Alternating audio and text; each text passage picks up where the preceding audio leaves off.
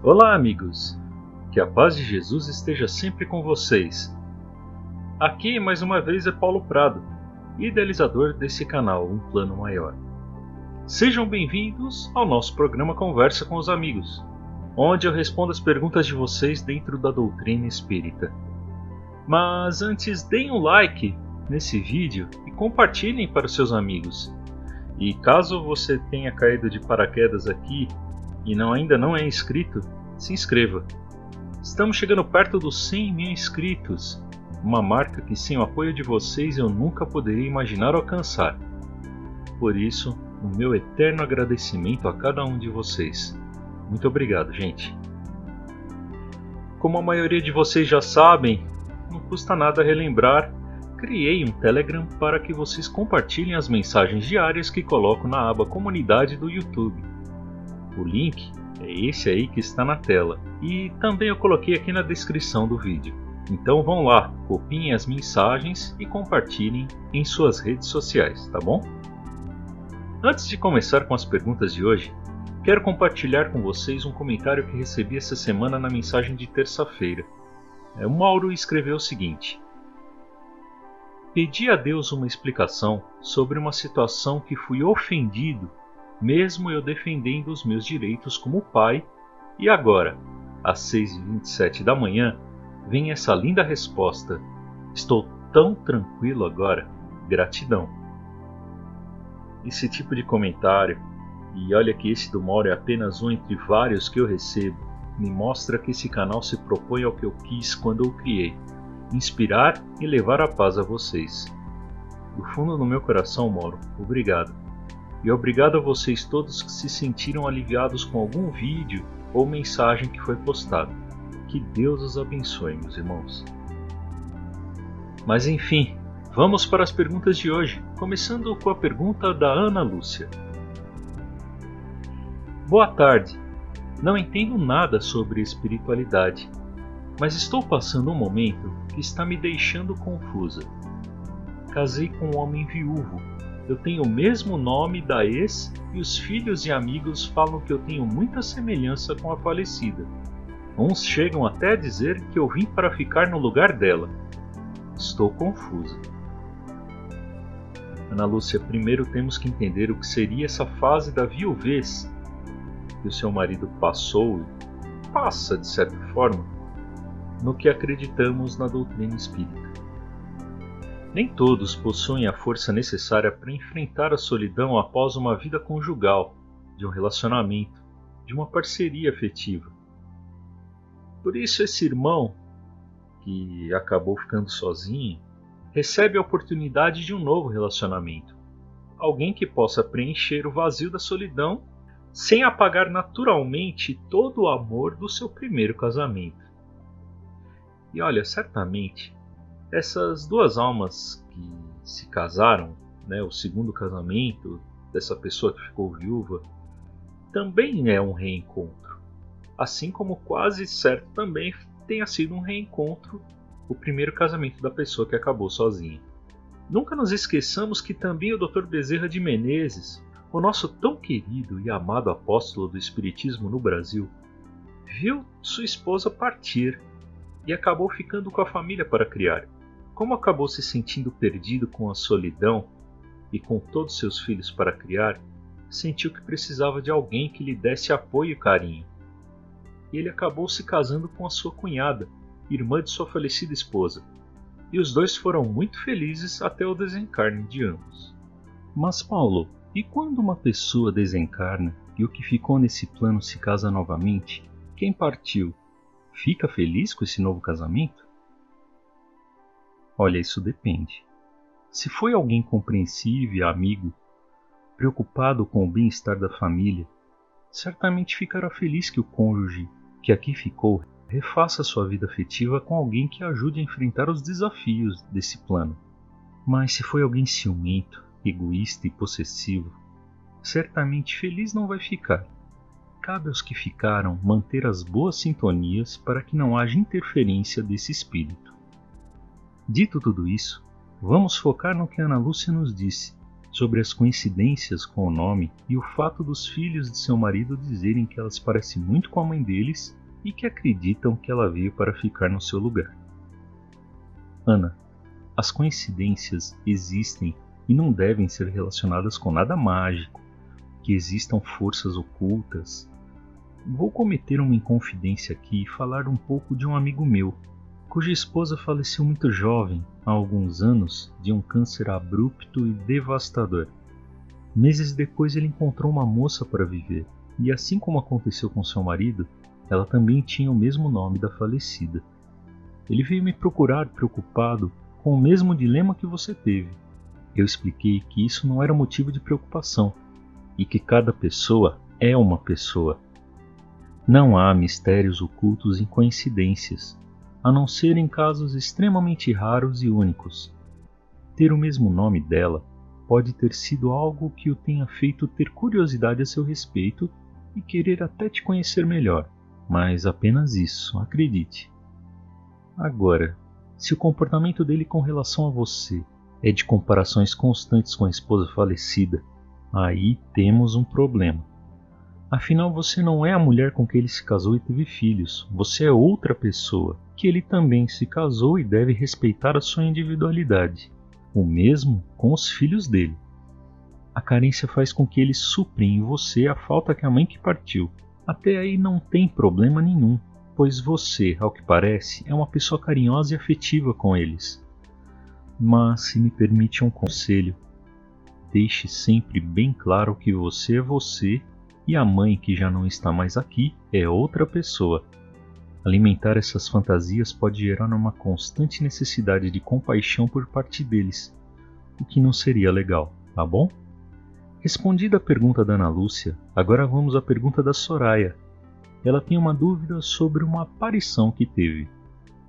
Se for possível, me dê uma orientação. Quando eu tinha 17 anos, foi a primeira visão que eu tive e tinha esse formato da foto. Essa que está sem forma. Foi uma visão muito rápida. Pergunto por que queria se mostrar para mim se eu nem tinha conhecimento da doutrina. Obrigada, se puder me explicar. A Soraya fala exatamente da mensagem postada na segunda-feira passada, essa imagem que vocês estão vendo na tela, e falava sobre educar o espírito. Eu estou colocando algumas mensagens com algumas explicações e orientações para que vocês também aprendam e se aprofundem mais sobre a doutrina, além desse nosso encontro onde eu respondo as perguntas de vocês. Mas, Soraya, temos duas questões nessa pergunta que precisam de explicações. A primeira é sobre a mediunidade, que vou explicar de forma muito rápida aqui, pois no futuro quero entrar em mais detalhes. E as aparições, as manifestações que alguém possui certo grau de mediunidade consegue ver. Bem, todos nós sabemos que mediunidade é a capacidade de interagirmos com alguém que esteja no plano espiritual. Isso não é novidade.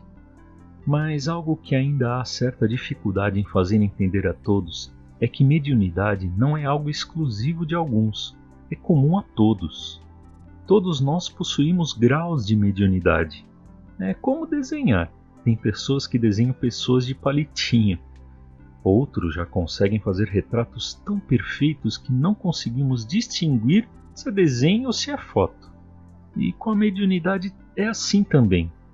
Tem pessoas que apenas sentem uma intuição, como aquela sensação de não ir para determinado caminho, não virar uma esquina e seguir reto, né, por exemplo.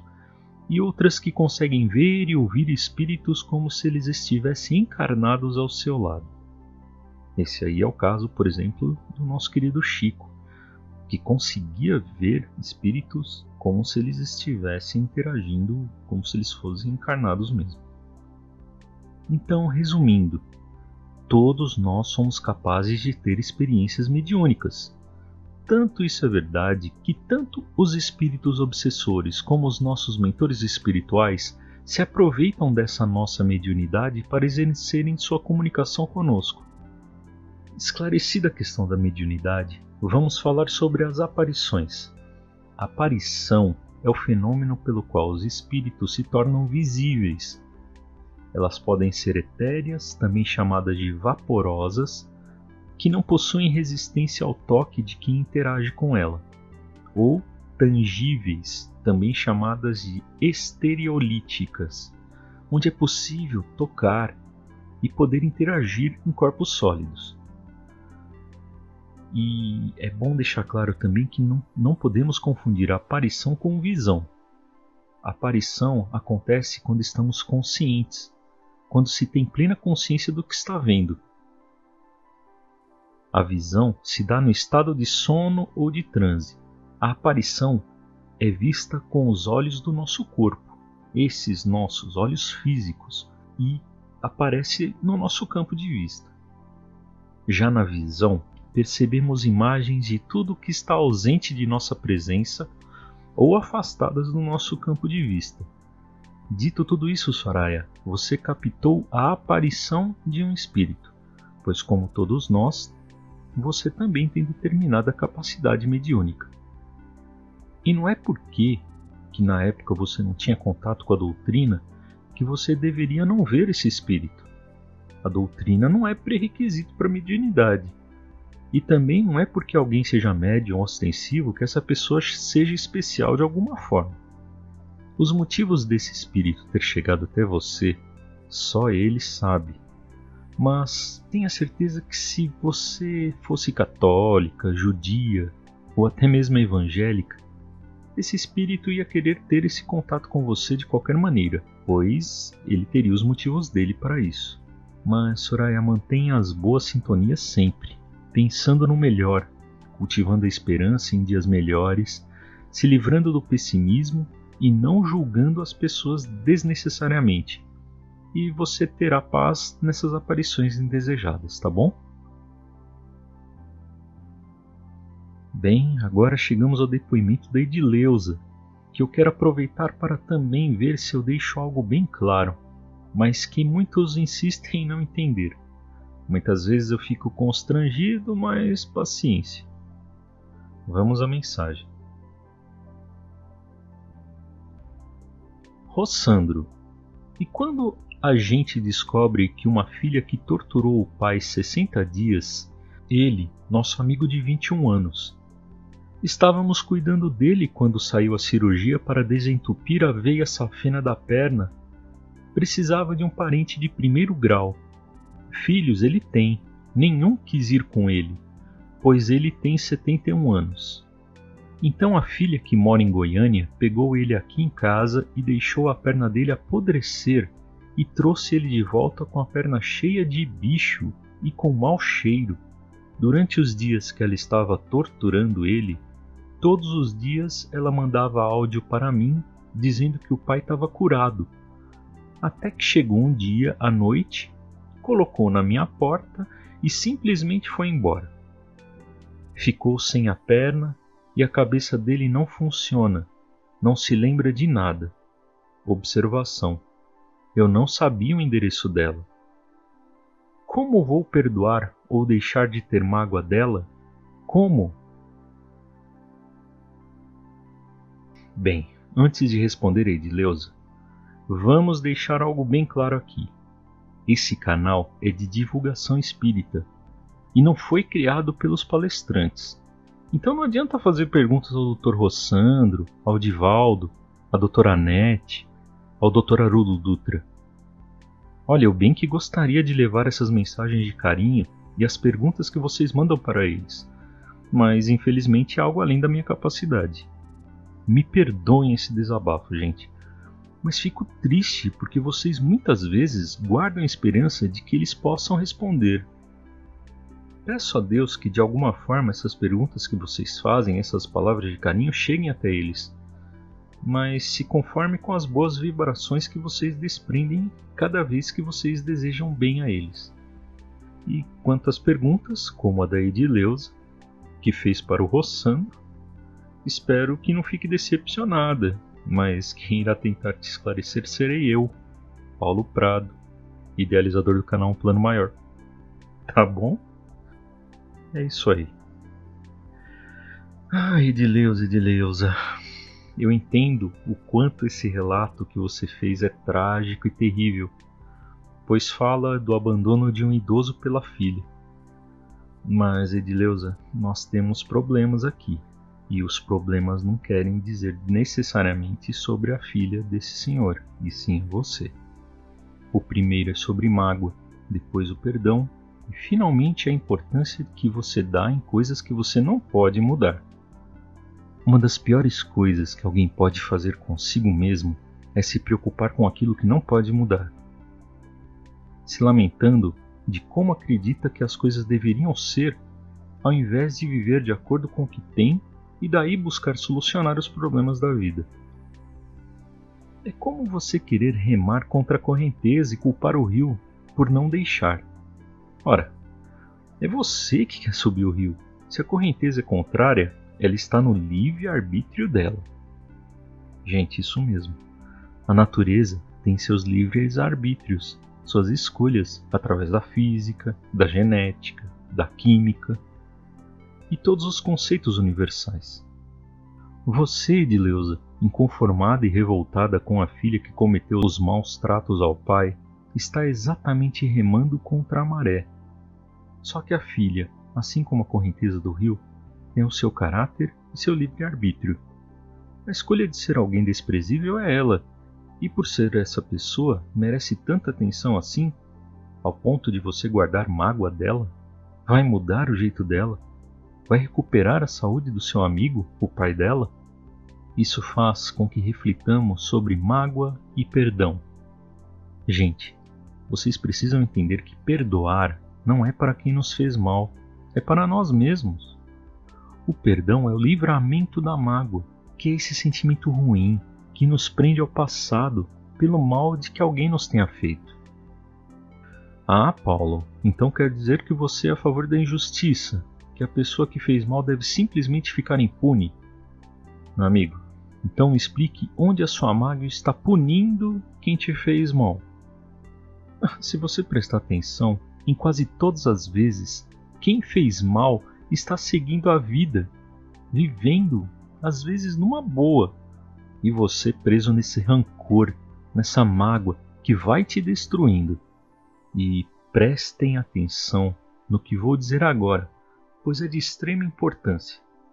Quem guarda a mágoa é alguém que tem a fé fraca. E por que eu estou dizendo isso? Ter fé é, acima de tudo, acreditar na justiça divina e na verdade de que Deus é justo e bom. Mas ter mágoa é ignorar a lei de causa e efeito. E, finalmente, ter mágoa é não se bastar com a justiça. É querer que a pessoa sofra tanto quanto ela fez você sofrer. Então, o que você quer não é justiça, é vingança. E quer, acima de tudo, uma vingança de Deus. E então eu pergunto, Deus é justo ou é vingativo? Vamos ver o que está escrito sobre vingança no Evangelho segundo o Espiritismo, capítulo 12. Amai os vossos inimigos, na primeira mensagem das orientações dos Espíritos. A vingança.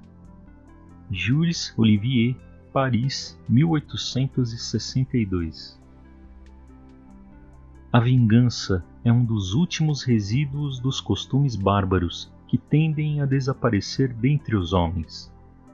Ela é como o duelo, um dos derradeiros vestígios daqueles costumes selvagens em que se debatia a humanidade no começo da era cristã.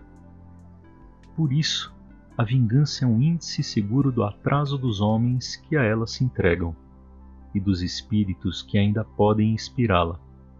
Portanto, meus amigos, esse sentimento jamais deve fazer vibrar o coração de quem quer que se diga e se afirme espírita.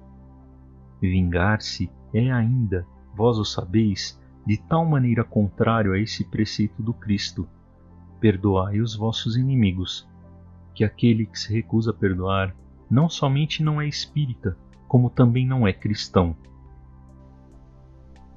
A vingança é um sentimento tanto mais funesto quanto a falsidade e a vileza, suas companheiras assíduas. Com efeito, aquele que se entrega a essa paixão cega e fatal quase nunca se vinga às claras. Quando é o mais forte, precipita-se como uma fera sobre o que se considera seu inimigo. pois basta vê-lo para que se inflamem a sua paixão, a sua cólera e seu ódio. No mais das vezes, porém, assume uma atitude hipócrita, dissimulando no mais profundo do seu coração os maus sentimentos que o animam. Tome, então, caminhos escusos, seguindo o inimigo na sombra, sem que este desconfie, e aguarda o momento propício para feri-lo sem perigo. Ocultando-se, vigia-o sem cessar. Prepara-lhe ciladas odiosas, e quando surge a ocasião, derrama-lhe o veneno na taça. Se o ódio não chega a esses extremos, ataca-o na sua honra e nas suas afeições. Não recua diante da calúnia e suas pérfidas insinuações, habilmente espalhadas em todas as direções, vão crescendo pelo caminho. Dessa maneira, quando o perseguido aparece nos meios atingidos pelo seu sopro envenenado, admira-se de encontrar semblantes frios, onde outrora havia rostos amigos e bondosos. Fica estupefato quando as mãos que procuravam a sua agora se recusam a apertá-la. Enfim, sente-se aniquilado, quando os amigos mais caros e os parentes o evitam e se esquivam dele. Ah, o covarde que se vinga dessa forma é 100 vezes mais criminoso que aquele que vai direto ao inimigo e o insulta face a face. Para trás, portanto, com esses costumes selvagens, para trás com esses hábitos de outros tempos. Todo espírita que pretendesse ter ainda hoje o direito de vingar-se seria indigno de figurar por mais tempo na falange que tomou por divisa o lema: fora da caridade não há salvação. Mas não me deterei em semelhante ideia, de que um membro da grande família espírita possa jamais ceder ao impulso da vingança, mas, pelo contrário, ao do perdão. Dito tudo isso, Edileuza, depois de mostrar a sua mágoa, você pergunta: como perdoar? Tudo começa dentro de nós mesmos. O perdão deve começar com a forma como você vê o mundo ao seu redor. A partir daí, devemos fazer a releitura de tudo que nos cerca, de entender que esse mundo não é para ser justo, é para você aprender, e você também aprende com a injustiça. Entender que as pessoas ao seu redor também têm falhas como você. A sua capacidade de perdoar floresce e aumenta cada dia. É importante analisar os sentimentos que está sentindo, se são bons ou não, e ponderar as vantagens de se esquecer do que aconteceu de ruim. Mas faça esse ponderamento sempre, pois caso guarde por muito tempo esses sentimentos desagradáveis, fica cada vez mais difícil de esquecê-los. É preciso pensar sempre positivo e, principalmente, orar para aqueles que querem o nosso mal, e para isso precisa praticar a sabedoria, compreendendo as fraquezas de todos os envolvidos. E, finalmente, se preserve. Se alguém é de difícil convívio, se afaste, seja quem for. Não deseje o mal, deixe-a seguir seu caminho. O livre-arbítrio é uma experiência individual e não transferível. Cuide da sua vida, o outro que cuide da vida dela, e ambos terão paz. É isso que Jesus quis dizer sobre amar os nossos inimigos, tá bom? Gente, hoje vamos ficando por aqui. Continuem mandando suas perguntas. Já recebi muitas e muitas muito interessantes que já estão selecionadas para os nossos próximos encontros. Muito obrigado, gente. Que vocês tenham uma excelente semana e até domingo que vem. E que Deus nos abençoe a todos. Tchau, gente.